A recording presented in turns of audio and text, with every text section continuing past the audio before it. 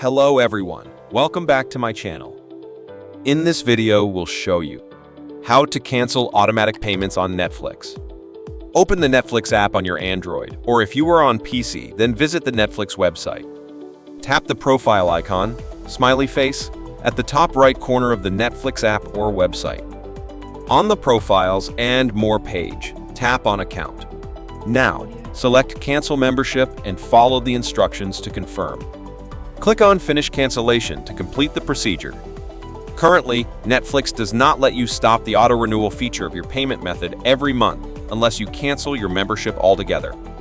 You can only stop the auto-renewal of your Netflix membership directly from the UPI app if you've used that as your payment mode.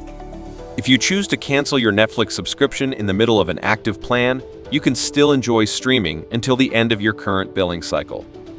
Once the plan ends, you will no longer be able to access any content. So, that's all for today, and I hope you liked the video. Don't forget to like, share, and subscribe.